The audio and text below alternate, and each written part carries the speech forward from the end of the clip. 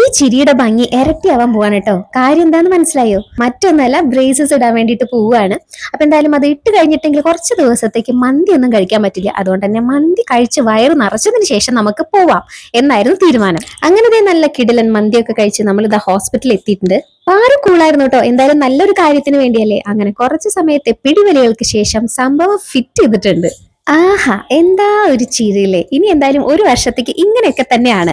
എനിക്ക് വിശക്കുന്നേ എന്ന് പറഞ്ഞുകൊണ്ട് ഓടിച്ചാടി ഫലൂദ കഴിക്കാൻ പോയ ആളാണ്. അവിടെ പോയി കഴിക്കാൻ തുടങ്ങിയപ്പോഴാണ് പണി പാളിയ കാര്യം മനസ്സിലായത്. കഴിക്കാൻ പറ്റുന്നില്ല, അത്ര തന്നെ. പാറുവാണെങ്കിലോ വിശന്നേ ഇരിക്കുകയാണ്. ഇനിയിപ്പോ എന്ത് ചെയ്യും? വേഗം ഓടിപ്പോയിട്ട് ഒരു മിൽക്ക് ഷേക്ക് അങ്ങോട്ട് എടുത്തു കേട്ടോ. അതും കാവിൻസിന്റെ ചോക്ലേറ്റ് മിൽക്ക് ഷേക്ക്.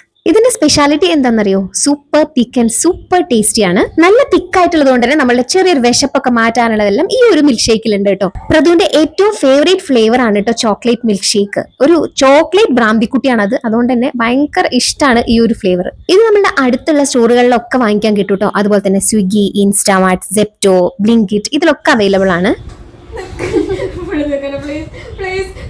പിന്നെ എന്തൊക്കെയായാലും അവസാനത്തെ ഈ പിടിവലി അത് നിർബന്ധമാണ്.